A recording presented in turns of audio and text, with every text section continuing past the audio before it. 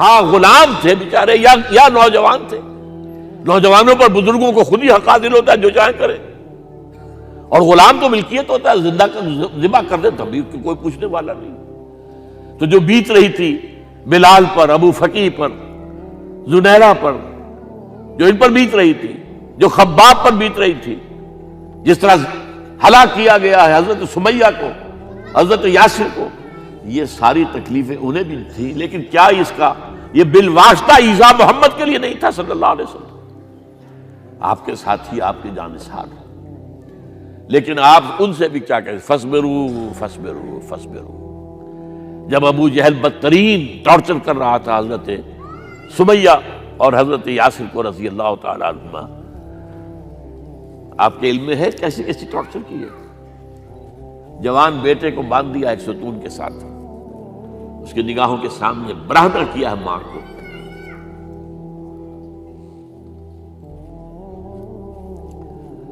ہاتھ میں ایک مورتی ہے. جب تنگ آ گیا، ستا کر تنگ کر کے مار مار کے حضرت سمیہ ٹس سے مس نہیں ہو رہی. کہتا ہے تم ایک دفعہ کہہ دو سمیہ کہ ہاں اس مورتی میں بھی کچھ ہے، میں تمہیں چھوڑ دوں گا. انہوں نے تھوک دیا، برچھا مارا ہے شرمگاہ کے اندر.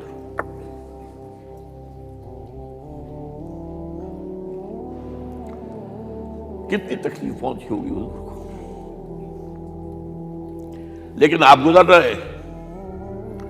اصبروا یا آل یاسر فإن موعدکم الجنہ.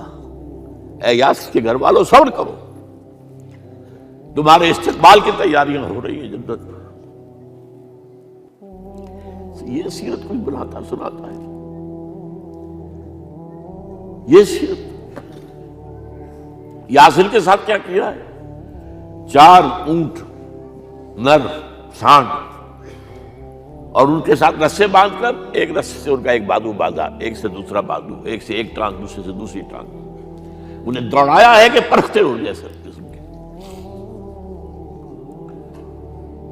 یہ دین ایسے ہی قائم نہیں ہوا. عدل و انصاف کا نظام ٹھنڈے ٹھنڈے قائم نہیں ہوتا، گھر میں آرام سے بیٹھے ہوئے قائم نہیں ہوتا.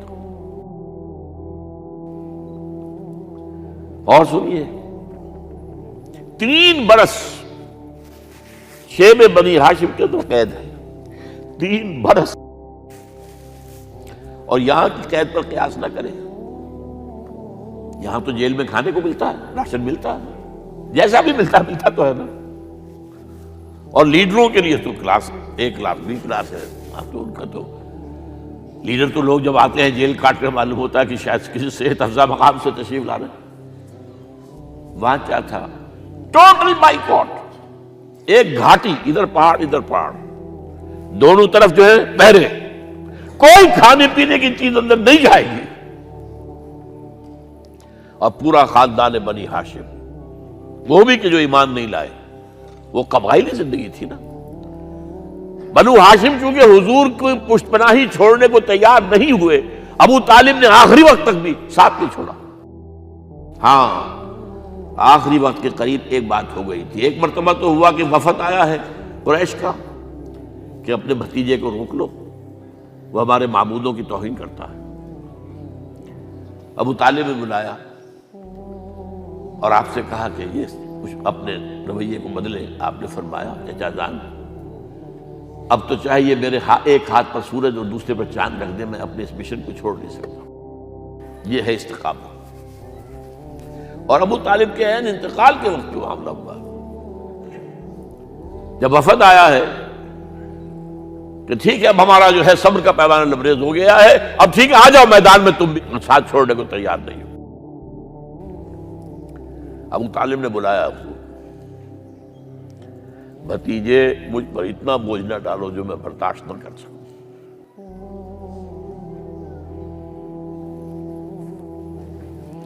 حضور کی آنکھوں میں آنسو آ گئے.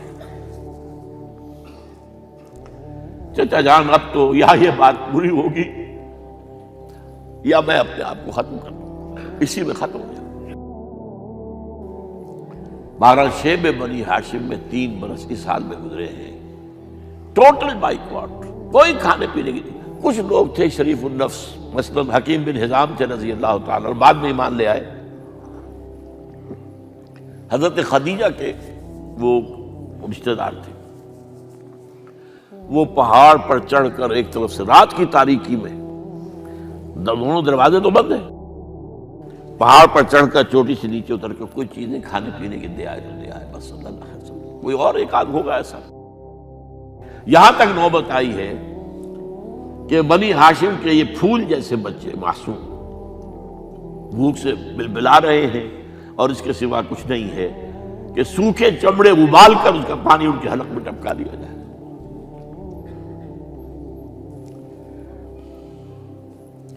اور جو ہوا وادی طائف میں، جب مکے والوں نے فیصلہ کر لیا کہ آپ قتل کر دو، ابو طالب بھی فوت ہو چکے ہیں، اب کوئی اندیشہ نہیں، کوئی خانہ جنگی شروع نہیں ہوگی، کوئی انٹرا ٹرائبل وار نہیں ہوگی، تو آپ طائف گئے ہیں۔ شاید وہاں کے 3 سردار تھے بڑے، اور یہ طائف اصل میں قریشی کا سمجھیے کہ یہ ان کا گرمیوں کا یہ صحت افزا مقام تھا۔ یہ تمام جو سردار تھے مکے کے، ان کی جائیدادیں وہاں تھی، باغات تھے، اور وہاں کے بھی 3 سردار تھے، تو شاید ان میں سے کسی کو اللہ توفیق دے دے۔ وہاں گئے ہیں اور صرف ایک ساتھ ہیں، حضرت زید بن حارثہ، حضرت ابو بکر بھی ساتھ نہیں، سائے کی طرح ساتھ رہنے والا بھی ساتھ نہیں تھا۔ وہاں جا کر جو آپ نے تینوں سے بات کی ہے، تینوں نے وہ باتیں کہی ہیں جو کلیجے کو چیر جائیں۔ تمہارے سوا کوئی اللہ کو نہیں ملا تھا رسول بنانے، جاؤ چلے جاؤ۔ ایک کہتا ہے فوراً چلے جاؤ یہاں سے، اس لیے کہ ہو سکتا ہے کہ تم سچے ہو تو کہیں میں تمہاری توہین نہ کر دوں، اور یہ بھی ہو سکتا ہے تم جھوٹے ہو تو جھوٹے کو میں منہ نہیں لگانا چاہتا۔ 3 دن کی یہ سختی، اور اس میں کیا ہو رہا ہے، اسٹریٹ ارچنز جو کہلاتے ہیں ہمارے یہاں، ٹھوکرے گلیوں کے، انہیں اشارہ کر دیا ذرا ان کی خبر لو، اب وہ پتھراؤ کر رہے ہیں۔ جیسے ہمارے ہاں کوئی آ جاتا ہے، کوئی نیم پاگل یا کوئی اور کسی طرح کا مست قسم کا آدمی، اور اس کے اوپر چھوکرے چاروں طرف ہوں اور ستا رہے ہوں، یہ نقشہ تھا، اور طائف کی گلیاں تھیں، اور محبوب رب العالمین تھے۔ ادھر سے پتھر آ رہے ہیں تو زید بن حارثہ رکاوٹ بن گئے، لیکن پیچھے سے آ رہے ہیں، وہ کیسے روکیں گے؟ پیچھے جاتے ہیں تو ادھر سے آ رہے ہیں۔ جسم لہو لہان ہے، خون رس رس کر زخموں سے جوتیوں میں آ کے جم گیا ہے۔ پھر وہاں سے آپ نکل کر گئے ہیں، ایک باغ میں تھوڑی سی پناہ لی ہے تھوڑی دیر کے لیے، جوتے بڑی مشکل سے اترے ہیں، خون جمع ہوا، اور وہ جو پھر دعا نکلی ہے آپ کی، وہ کلیجے کو چیر جانے والی ہے۔ اللہم الیک اشکو ضعف قوتی وقلت حیلتی وحوانی علی الناس، اے اللہ تیری جناب میں فریاد لے کر آیا ہوں، اپنی قوت کی کمی کا، اپنے وسائل کی کمی کا، اور لوگوں میں جو رسوائی ہو رہی ہے۔ الی من تکلنی الی بعید یتجہمنی او الی عدو ملکت امری، مجھے کس کے حوالہ کر دیا ہے؟ مجھے دشمن کے حوالے کر دیا جو چاہے میرے ساتھ کر گزرے۔ فریاد ہے کہ نہیں؟ بڑی زوردار فریاد ہے، بڑی زوردار، لیکن پھر مقام عبدیت کا ظہور ہوتا ہے۔ ان لم یکن علی غضبک فلا ابالی، اے اللہ اگر تو ناراض نہیں ہے، مجھے اندیشہ یہ ہو گیا کہ کہیں تو ناراض تو نہیں ہو گیا ہے، کہیں تو نے میرا ساتھ تو نہیں چھوڑ دیا ہے۔ اگر تو ناراض نہیں تو مجھے کوئی پرواہ نہیں، جو ہو سو سر تسلیم خم ہے جو مزاج یار میں آئے۔ واپس آئے ہیں تو مکے میں داخل نہیں ہو سکتے تھے، وہاں تو قتل کا فیصلہ ہو چکا۔ باہر ہی آپ نے ڈیرا لگایا، زید بن حارثہ کو بھیجا، فلاں شخص کے پاس جاؤ کہ تم اگر امان میں لے لو محمد کو تو محمد آ جائیں، میں تو میری یہ پوزیشن نہیں ہے، میں قریش کے مقابلے میں امان نہیں دے سکتا۔ دوسرے کے پاس بھیجا، اس نے بھی کچھ ایسے جواب دے دیا۔ تیسرے کے پاس جب گئے حضرت زید، مطعم بن عدی، اس نے کہا ٹھیک ہے، میں امان دیتا ہوں محمد کو، وہ آ جائے مکے میں۔ حضور سے آگے کہا، حضور نے فرمایا نہیں جا کر کہو، آ کر لے کر جا۔ کیوں؟ کیا پتہ اچانک جو ہے میرے داخل ہوتے ہی کوئی مجھ پر حملہ کرے، قتل کر دے۔ وہ تو یہ کہہ سکے کہ ہمیں کیا پتہ تھا کہ موتیم نے جو ہے امان دی ہے، I never knew it۔ اب یہ قبیلے کے اندر یہ ہوتا تھا کہ ایک نے امان دے دی، سب کی طرف سے امان۔ لہذا حضور نے فرمایا آ کر لے کر جاؤ۔ وہ اپنے 6 بیٹوں کو ہتھیار سجا کر لے کر آیا ہے اور پھر لے کر گیا حضور کو، کہتا ہوا گزر رہا ہے راستے میں، لوگوں سن لو محمد میری امان میں ہے صلی اللہ علیہ وسلم۔ اس لیے آپ کو مکے کے اندر پھر 2-2.5 سال مزید رہنے کا موقع ملا ہے، اور اتنا بڑا احسان آپ نے مانا پھر موتیم بن عدی کا کہ غزوہ بدر میں جب 70 اسیر تھے قریش کے حضور کے پاس، تو آپ نے فرمایا تھا کہ اگر آج موتیم زندہ ہوتا اور وہ سفارش کرتا تو میں ان سب کو چھوڑ دیتا بغیر کسی فدیے کے۔ بہرحال یہ چند باتیں میں نے آپ کو بتائی، باقی تو یہ کہ غار ثور ہے کیسی کیسی، اور پھر غزوہ بدر سے پہلے کی رات ہے، اور وہ آپ کا زندگی کا طویل ترین سجدہ ہے اس میں، جہاں تک یہ الفاظ بھی آپ نے کہہ دیا، اللہ اگر کل یہ جو 313 یہاں جمع ہیں اگر یہ ختم ہو گئے تو پھر قیامت تک تیرا نام لینے والا کوئی نہیں ہوگا، میں آخری رسول اور میری یہ 15 برس کی کمائی ہے۔ اس پر کہا حضرت ابوبکر نے، وہ پہرےدار کی حیثیت سے کھڑے تھے، کہ حسبک حسبک حضور بس کیجئے بس کیجئے۔ بہرحال بدر ہے، احد ہے، زخمی ہوئے ہیں، دندان مبارک شہید ہوئے ہیں، خون اتنا بہا ہے کہ بے ہوش ہو گئے ہیں، اور خبر اڑ گئی ہے کہ آپ شہید ہو گئے۔ یہ سب کچھ، اور سب سے بڑھ کر حمزہ کی لاش سامنے آئی۔ کیسی لاش؟ ناک کٹی ہوئی ہے، کان کٹے ہوئے ہیں، پیٹ چاک کر کے کلیجہ چبایا ہوا ہے۔ کس طرح برداشت کیا ہوگا آپ نے؟ اپنے اوپر تاری کر کے دیکھیں، یہ حمزہ کون ہے؟ چچا ہے، دودھ شریک بھائی ہے، خالہ زاد بھائی ہے، ساتھ کا کھیلا ہوا ہمجولی ہے، اور اس کی لاش ہے۔ جو قلب اطہر پر بیت رہی تھی وہ مدینے میں آ کر ایک بڑا ماحول بدلا ہوا تھا، تب وہ بات سامنے آ گئی۔ جب آپ مدینے واپس تشریف لائے ہیں تو ظاہر بات ہے کہ زیادہ انصار کے لوگ تھے جو شہید ہوئے تھے۔ بدر میں مہاجرین تو میرے خیال ہے 1/4 تھے نمبر کے اندر، 3/4 تو انصاری تھے۔ اسی طریقے سے احد کے اندر معاملہ ہے، تو مختلف گھروں سے عورتوں کے بین کرنے کی آوازیں آ رہی تھی، اس لیے کہ اس وقت تک بین کرنا حرام نہیں قرار دیا گیا تھا، ممنوع نہیں تھا۔ آوازیں سن کر حضور کی زبان مبارک سے نکل گیا، اما حمزہ تو فلا بواکی لہو، ہائے حمزہ کے لیے تو کوئی رونے والی بھی نہیں ہے۔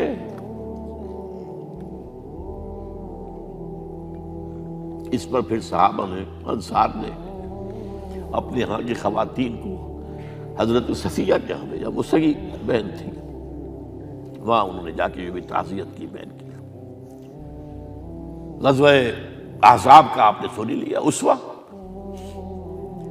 اسوہ رسول پر نہ معلوم کیا کیا باتیں چیز لوگوں میں مشہور ہو گئی ہیں۔ اسوہ کا لفظ آیا کہاں ہے قرآن میں؟ سورہ احزاب میں۔ وہ اسوہ کیا تھا؟ جب خندق کھودنے کا فیصلہ ہوا ہے تو خندق کھود رہی ہے، حضور بھی لگے ہوئے ہیں، بھاری بھاری پتھر اٹھا کر کندھے پر لا کر باہر پھینک رہے ہیں، پتھریلی زمین تھی، ایک پتھر کسی سے ٹوٹا نہیں تھا، تو حضور نے جو ہے 3 دفعہ جو اس کے اوپر ضرب لگائی تب ٹوٹا ہے۔ لیکن یہ کہ کئی دن کے فاقے ہو چکے تھے، کھانے کو کچھ نہیں، پورا محاصرہ تھا، 12,000 کا لشکر گھیرے ہوئے، یہاں تک کہ آپ کو معلوم ہے کہ گھروں کے اندر بیت الخلاء تو نہیں ہوتے، باہر جاتے تھے قضاء، اس کا کوئی امکان نہیں۔ شدید ترین آزمائش جو ہوئی ہے اس کا نتیجہ ایک طرف یہ نکلا کہ منافقین کا نفاق ان کی زبانوں پر آ گیا۔ قرآن مجید میں ہے یہ انہی آیات میں، ما وعدنا اللہ ورسولہ الا غرورا، ہمیں تو اللہ اور اس کے رسول نے دھوکہ دے کے مروا دیا۔ ہم سے کہا تھا کہ قیصر و کسریٰ کے خزانے تمہارے قدموں میں آئیں گے، اور حال یہ ہے کہ اب رفع حاجت کے لیے باہر نہیں جا سکتے، کھانے کو کچھ نہیں۔ اس وقت کچھ صحابہ آئے ہیں حضور صلی اللہ علیہ وسلم سے، دیکھیے فاقے سے کمر دوہری ہوئی جا رہی ہے، ہم نے اپنے پیٹوں پر پتھر باندھے ہوئے، چادروں کے ساتھ پتھروں کسا ہوا تاکہ کمر سیدھی رہے۔ حضور نے اپنا کرتا مبارک اٹھا کر دکھایا، 2 پتھر بنے۔ یہ ہے اسوہ، یہ ہے آپ کی سنت، آپ کا اسوہ حسنہ۔ لیکن اس اسوہ حسنہ سے فائدہ کون اٹھا سکتا ہے؟ لقد کان لکم فی رسول اللہ اسوۃ حسنۃ لمن کان یرجو اللہ والیوم الآخر وذکر اللہ کثیرا۔ اسوہ تو اپنی جگہ ہے، قرآن میں ہدایت سب کے لیے، ھدی للناس، لیکن فائدہ اٹھائیں گے صرف متقین، ھدی للمتقین ہے سب کے لیے، اسوہ سب کے لیے ہے، لیکن استفادہ وہی کر سکے گا جو 3 شرطیں پوری کرے: اللہ اور یوم آخر پر ایمان، اور اللہ کا ذکر کثرت کے ساتھ کرے۔ بہرحال یہ میں نے آپ کے سامنے اس حوالے سے رکھا ہے، یہ اسوہ جو ہے حضور کا، یہ ہم پر اتمام حجت ہے۔ دیکھیے نوٹ کیجئے، پوری نوع انسانی پر اتمام حجت، اسلام کا نظام عدل اجتماعی جو قائم کر کے دکھا دیا، حجت قائم۔ اسے انگریزی میں کہتے ہیں اٹس ڈویبل، کیا جا سکتا ہے، یہ کام ہو سکتا ہے، اس لیے کہ زمین پر قدم بقدم چل کر یہ انقلاب آیا، محنت سے آیا، مشقت سے آیا، ایثار سے آیا، قربانیوں سے آیا، تکلیفیں جھیل کر آیا، صبر و مصابرت سے آیا، استقامت و مقاومت سے آیا۔ یہاں پر معجزوں کی کار فرمائی نہ ہونے کے برابر ہے۔ یہاں دھوپ سے بچانے کے لیے کوئی اللہ نے صاحبان نہیں دیا، ظل اللہ علیکم الغمام، اور بھوک سے بچانے کے لیے من و سلوہ نازل نہیں ہوئے۔ غزوہ تبوک میں ایسا بھی ہوا ہے کہ 3 مجاہدین کا 24 گھنٹے کا راشن ایک کھجور، ایک نے منہ میں رکھی، کچھ چوس لی، کچھ گلوکوز چلا گیا اس میں سے، دوسرے کو دے دی، اس نے چوس لی، پھر تیسرے کو دے دی۔ من و سلوہ نازل نہیں ہوئے۔ محنت، مشقت، ایثار، قربانی، صبر، مصابرت، استقامت، مقاومت، یہ ہے اسوہ رسول۔